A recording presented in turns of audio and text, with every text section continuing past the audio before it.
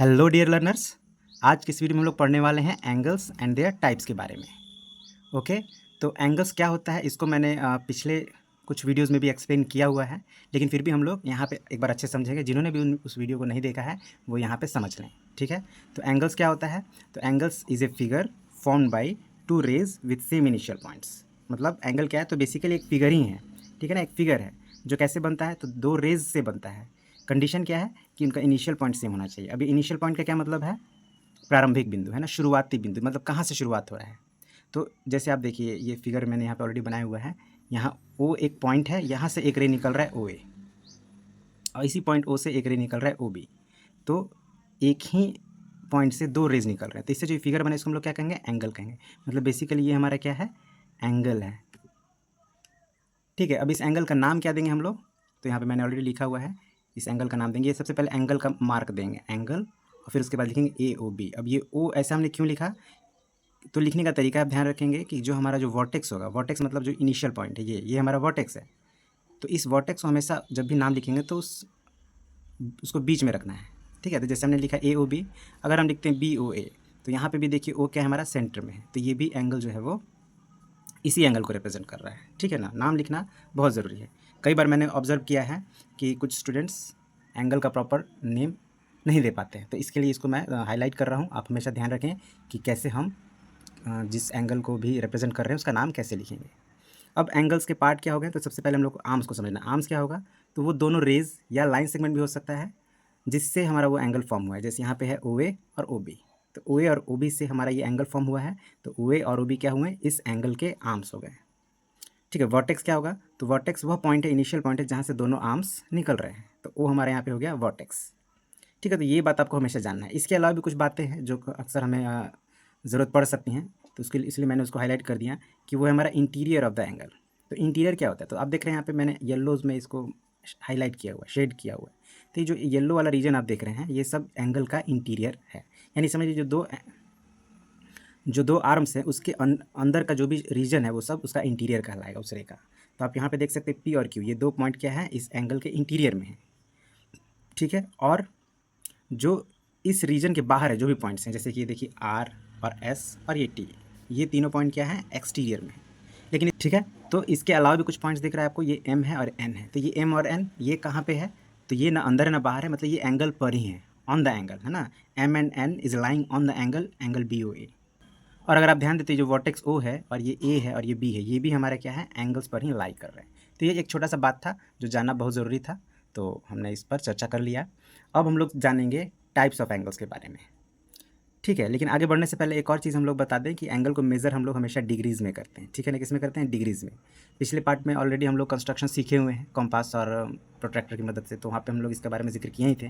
तो बस इस चीज़ को एक बार फिर से हम लोग चर्चा कर लिए कि जो हमारा एंगल को रिप्रेजेंट करने का जो यूनिट होता है वो डिग्री होता है। इस बात को ध्यान रखिएगा। तो अब हम लोग उनके टाइप्स के बारे में समझते हैं। यहाँ पे उसका भी मैंने ऑलरेडी मेंशन कर दिया है, छोटा सा टॉपिक है, ज़्यादा समय न लगे इसलिए मैंने पहले ही लिख दिया हुआ है। तो टाइप्स ऑफ एंगल्स में हमारा जो आता है वो सबसे पहले आता है ज़ीरो एंगल। ठीक है, ज़ीरो एंगल नाम से ही पता चल रहा है, ज़ीरो एंगल। ठीक है, तो ज़ीरो एंगल क्या है भाई? तो the angle whose measure is 0 degree. मतलब इतना सिर्फ लिखने के लिए आपको बस ध्यान यही रखना है, जिस एंगल का मेज़र 0 डिग्री होता है उसको हम लोग क्या कहते हैं? ज़ीरो एंगल कहते हैं। ठीक है, अभी ज़ीरो एंगल बनता कैसे है तो इसको समझते हैं। तो ऐसे समझिए कि जैसे कोई एक पॉइंट है, यहाँ से एक रे निकला एक डायरेक्शन में। ठीक है, और इसी पॉइंट से एक दूसरा भी रे निकल रहा है जो उसी रे को कोइंसाइड करते हुए ही निकल रहा है। तो इस तरह से जो हमारा ये एंगल बना है कितना डिग्री का बनेगा? 0 डिग्री का बनेगा। ठीक है, तो ध्यान इसको रखिएगा। जैसे आप घड़ी देखते होंगे तो जब भी 12 बजता है तो क्या होता है? दोनों जो हैंड्स हैं उस क्लॉक के, वो दोनों एक दूसरे पर कोइंसाइड करते हैं। तो उस समय जो उन दोनों हैंड्स के बीच जो एंगल बनता है वो 0 डिग्री का बनता है। ठीक है, अब है उसके बाद सेकंड है हमारा एक्यूट एंगल। लेकिन हम एक्यूट एंगल को नहीं, पहले हम लोग राइट एंगल को समझेंगे। क्यों? क्योंकि उसके पीछे एक छोटा सा रीज़न है, तो वो मैं अभी आप लोग क्लियर करूँगा क्यों हम समझ रहे हैं पहले राइट एंगल को। तो राइट एंगल का जो डिफिनीशन आप कह लीजिए वो है the angle whose measure is 90 degree. ठीक है, यहाँ पे क्या था? 0 डिग्री, यहाँ पे है 90 डिग्री। ठीक है, और उसको हम लोग राइट एंगल कहेंगे। अब ये कैसे बनता है?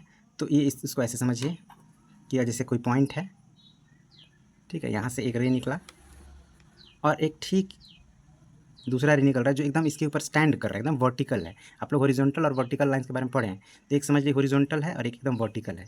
तो इस तरह से जो इनके बीच एंगल बनेगा वो बनेगा 90 डिग्री का, और इसी को हम लोग क्या क्या कहते हैं, राइट एंगल कहते हैं।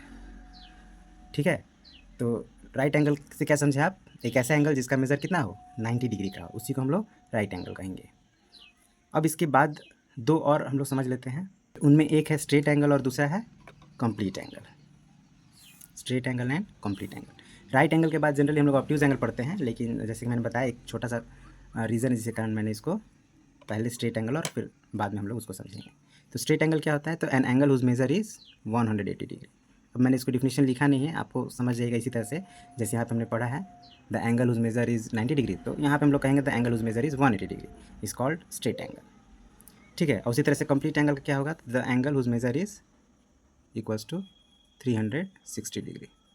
तो 360 डिग्री का अगर एंगल बनता है तो वो क्या कहलाएगा, कंप्लीट एंगल। अब ये कंप्लीट एंगल कैसे बनेगा और स्ट्रेट एंगल कैसे बनेगा इसको देखिए। जैसे सपोज कीजिए एक पॉइंट है, यहाँ से एक रे निकला और एक दूसरा रे निकला ठीक इसके अपोजिट साइड में। ठीक है, तो ये जो एंगल बनेगा इस सिचुएशन में यहाँ पे बनेगा 180 डिग्री का। और अब अगर आप ध्यान देते एकदम एक स्ट्रेट लाइन बन जा रहा है, इसीलिए हम लोग इसको स्ट्रेट लाइन स्ट्रेट एंगल कहते हैं। ठीक है ना, स्ट्रेट एंगल बेसिकली क्या हो जाता है, एक स्ट्रेट लाइन बन जाता है, इसीलिए हम इसको स्ट्रेट एंगल कहते हैं। अभी कंप्लीट एंगल कैसे बनेगा, तो जस्ट इमेजिन कीजिए कि एक रे है। ठीक है, अब एक दूसरा रे है जो इसी के ऊपर था, लेकिन ये क्या किया, वहाँ से एक राउंड लगाने लगा, और राउंड लगाते लगाते लगाते लगाते वापस वो अपने प्रीवियस पोजीशन पे आ गया, मतलब वहीं पे आ गया जहाँ से वो चला था, है ना। इस तरह से कि ये फिर से इसको कोइंसाइड कर लिया, तो इस तरह से ये जो एंगल बनेगा वो बनेगा 360 डिग्री। अब अगर आप ध्यान दें तो 360 डिग्री में दोनों रेज जो हैं वो एक ही, मतलब एक दूसरे कोइंसाइड कर रहे हैं, और जो जीरो एंगल जब हम लोग पढ़े थे तो वहाँ भी वो क्या हो रहा था कि कोइंसाइड कर रहा था। तो अंतर क्या है दोनों में, तो बस अंतर ये है कि यहाँ पे वो जो सेकंड रे है वो एक राउंड कंप्लीट करके फिर वापस कोइंसाइड कर रहा है, और पहले क्या था कि वो भी शुरू भी नहीं किया था। तो एक छोटा सा डिफरेंस है, ये बहुत बड़ी बात नहीं है, बस इतना ध्यान रखिए कि अगर एक हैंड दूसरे हैंड के सापेक्ष एक राउंड कंप्लीट कर लेता है तो इस तरह से उनका एंगल बनेगा वो 360 डिग्री बनेगा। ठीक है, तो ये मैंने चार एंगल्स को पहले इसलिए डिस्कस किया क्योंकि इनका एक फिक्स वैल्यू है ना। जीरो एंगल मतलब देखिए, जीरो एंगल मतलब देखिए ये क्या है कि अभी चक्कर नहीं काट रहा है, अभी वहीं का वहीं है। तो जीरो एंगल मतलब 0 डिग्री, राइट एंगल मतलब 90 डिग्री, स्ट्रेट एंगल मतलब 180 डिग्री, और कंप्लीट एंगल मतलब 360 डिग्री। तो ये एक फिक्स वैल्यूज़ है। ठीक है ना, मतलब जीरो एंगल का 0 ही डिग्री होगा, राइट एंगल का 90 डिग्री ही होगा, स्ट्रेट का 180 और कंप्लीट का 360 डिग्री। लेकिन जो बाकी एंगल है जो मैं आपसे बात कर रहा था एक्यूट एंगल और वो, उसमें क्या अंतर है उसको समझ लेते हैं। ओके, देखिए ये एक्यूट एंगल क्या है, एक्यूट एंगल है जो an angle whose measure is more than 0 degree. ठीक है, ध्यान रखिएगा, more than 0 degree but less than 90 degree, है ना, उसको हम लोग एक्यूट एंगल कहेंगे। इसको आप इस तरह से भी समझ सकते हैं कि 0 डिग्री से बड़ा होगा एक्यूट एंगल और 90 डिग्री से छोटा होगा, यानी 0 एंगल से बड़ा और राइट एंगल से छोटा। ठीक है, तो ये जो एंगल है बेसिकली ये रेंज ऑफ एंगल्स है ना, 0 डिग्री से बड़ा और 90 डिग्री से छोटा कोई भी एंगल हो, सभी वो हमारा क्या कहलाएगा, एक्यूट एंगल। जैसे आप 1 डिग्री ले लीजिए, 5 डिग्री, 10 डिग्री, है ना, 12 डिग्री, कोई भी आप लिख दीजिए, 70 डिग्री, 78 डिग्री, 89 डिग्री, ये सभी क्या है, एक्यूट एंगल्स हैं। क्यों, क्योंकि ये सभी एंगल्स 0 से बड़े हैं और 90 से छोटे हैं। लेकिन वहीं पे अगर आप 91 डिग्री ले लें तो वो 90 डिग्री क्या होगा, 91 क्या होगा, 90 से बड़ा हो जाएगा, तो उसको हम लोग एक्यूट एंगल नहीं कहेंगे। तो जैसे अभी हम लोग पढ़े थे कि वो एक फिक्स वैल्यू होता है, जीरो एंगल का 0 डिग्री, राइट एंगल का 90 डिग्री, स्ट्रेट एंगल का 180 डिग्री, कंप्लीट एंगल का 360 डिग्री। लेकिन एक्यूट एंगल क्या है, रेंज है, 0 से सभी बड़े और 90 से सभी छोटे जो एंगल्स होंगे वो एक्यूट एंगल होंगे। उसी तरह से जो हमारा ऑब्ट्यूज एंगल होगा ये भी एक रेंज ऑफ एंगल है ना, क्या होगा वो 90 से बड़ा और 180 से छोटा, मतलब इसको हम लोग कह सकते हैं an angle whose measure is more than 90 degree but less than 180 degree is called an obtuse angle. तो ये भी एक रेंज ऑफ एंगल्स है। तो इसका शुरू कहाँ से होगा, 90 से बड़ा कोई भी एंगल ले लीजिए, 91 डिग्री, यहाँ तक कि आप 91.5 डिग्री भी कहेंगे या 90.5 डिग्री भी कहेंगे तो ये ऑब्ट्यूज एंगल ही कहलाएगा।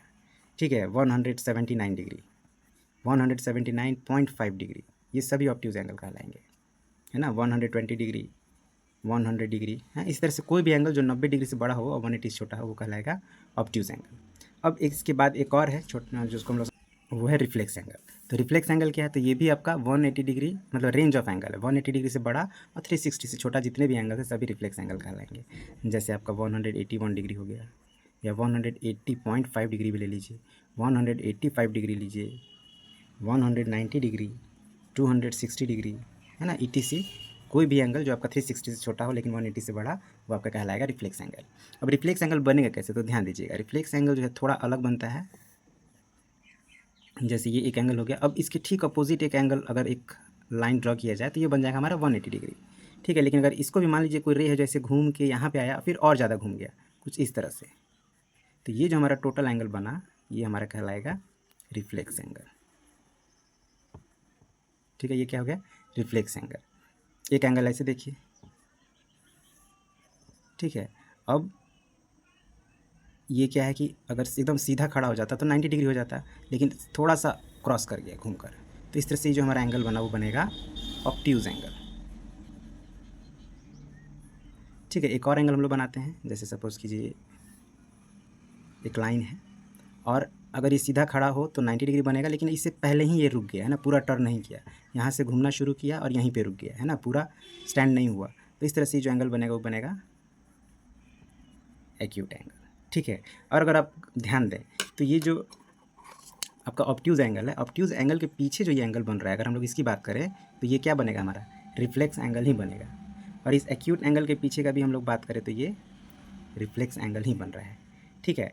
तो ऑब्ट्यूज एंगल हो या एक्यूट एंगल हो, जब भी हम ऑब्ट्यूज एंगल बनाते हैं और एक्यूट एंगल भी बनाते हैं तो उसके पीछे एक रिफ्लेक्स एंगल ऑलरेडी बन जाता है। उसी तरह से जब ये रिफ्लेक्स एंगल हम लोग बनाते हैं तो उसके पीछे हमारा या तो ऑब्ट्यूज एंगल बनेगा या एक्यूट एंगल बनेगा या राइट एंगल भी बन सकता है, ठीक है।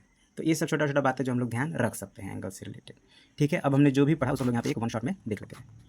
तो देख सकते हैं आप जीरो एंगल क्या है, तो 0 डिग्री के एंगल को जीरो एंगल कहेंगे। एक्यूट एंगल क्या है, रेंज ऑफ एंगल्स है जो 0 डिग्री से बड़ा होता है और 90 डिग्री से छोटा होता है ना, यानी 0 डिग्री और 90 डिग्री के बीच सभी एंगल्स को एक्यूट एंगल कहते हैं। ये थीटा, इसको हम थीटा पढ़ते हैं और थीटा से हम लोग किसी भी एंगल को रिप्रेजेंट करते हैं, ठीक है। राइट एंगल क्या हमने पढ़ा कि 90 डिग्री के एंगल को राइट एंगल कहते हैं। ऑब्ट्यूज एंगल क्या है, तो 90 डिग्री से बड़ा लेकिन 180 डिग्री से छोटा है तो उसको हम लोग ऑब्ट्यूज एंगल कहेंगे। स्ट्रेट एंगल क्या है, तो ये 180 डिग्री एंगल को स्ट्रेट एंगल कहते हैं। और रिफ्लेक्स एंगल क्या है, तो 180 डिग्री से बड़ा और 360 से छोटे सभी एंगल्स को हम लोग रिफ्लेक्स एंगल कहते हैं। और फाइनली कंप्लीट एंगल क्या है, तो 360 डिग्री के एंगल को कंप्लीट एंगल करते हैं। तो आई होप आप ये टाइप्स ऑफ एंगल समझ गए, लेकिन नेक्स्ट पार्ट में हम लोग पढ़ेंगे एक डिफरेंट टाइप्स ऑफ एंगल, जिसको हम लोग कहेंगे कॉम्प्लीमेंट्री एंगल या सप्लीमेंट्री एंगल या लीनियर पेयर या एडजेसेंट एंगल और वर्टिकली अपोजिट एंगल। ये भी कुछ टाइप्स ऑफ एंगल्स हैं, लेकिन वो बेसिकली जो है वो वैल्यू बेस्ड नहीं है। यहाँ पे क्या कि वैल्यू बेस्ड है, 0 डिग्री तो 0 एंगल, 90 डिग्री तो राइट एंगल, लेकिन वहाँ पे क्या होगा कि पेयर ऑफ एंगल्स होंगे ना। एक छोटा सा एग्जांपल देख लेते हैं यहाँ पे, जैसे सपोज कीजिए एक पेयर में बन गया, तो हम ले लेते हैं जैसे सपोज कीजिए एक 90 डिग्री का हमने एंगल बनाया, ठीक है। अभी बीच में से एक और ऐसे रे हमारा निकल गया, तो यहाँ पे 2 एंगल बन गया, एक ही एंगल बन गया, एक ही एंगल बन गया, तो ये क्या बना यहाँ पे पेयर ऑफ एंगल बन गया। तो इस पेयर ऑफ एंगल को हम लोग कहेंगे कॉम्प्लीमेंट्री एंगल्स, ठीक है। क्या कहेंगे, कॉम्प्लीमेंट्री एंगल्स। उसी तरह से मान लीजिए पॉइंट है, यहाँ से एक रे निकला और एक यहाँ पे रे निकला और इसी पॉइंट से एक और यहाँ पे से रे निकल गया, तो ये एक एंगल बन रहा है यहाँ पे और ये एक एंगल बन रहा है। तो ये अगर आप ध्यान देगा ये स्ट्रेट एंगल है, तो स्ट्रेट एंगल का दो के बीच से एक रे निकलने के कारण 2 एंगल और बन गए, तो ये जो दोनों एंगल्स हैं यहाँ पे सप्लीमेंट्री एंगल्स कहलाएंगे, ठीक है। या ऐसे बात करिए कि अगर हम लोग ऐसे लाइन ड्रॉ किए, 3 रेज निकल रहा है यहाँ पे, ठीक है। तो यहाँ पे 3 रेज निकलने से 2 तो फर्स्ट एंगल बन गया, तीसरा भी एंगल बन रहा है, लेकिन ये 2 एंगल्स को हम लोग बात करें तो ये 2 एंगल्स कहलाएंगे एडजेसेंट एंगल्स। एक और कंडीशन ले लेते हैं, एक लाइन ऐसे है और एक लाइन ऐसे है, तो यहाँ पे एक एंगल ये बन रहा है और एक एंगल इसके ठीक पीछे बन रहा है, तो ये भी यहाँ भी एक पेयर ऑफ एंगल्स बन रहा है जिसको हम लोग कहते हैं वर्टिकली अपोजिट एंगल। तो इसी को हम लोग डिटेल में नेक्स्ट पार्ट में पढ़ेंगे, ठीक है। तो आई होप आपको जो बताया समझ में आया होगा। अगर वीडियो अच्छा लगा तो लाइक जरूर करिएगा, ठीक है, और सब्सक्राइब नहीं किया तो सब्सक्राइब कर लीजिएगा। ओके, तो आज के लिए इतना ही, मिलते हैं अगले पार्ट में, तब तक के लिए thank you very much and have a nice day.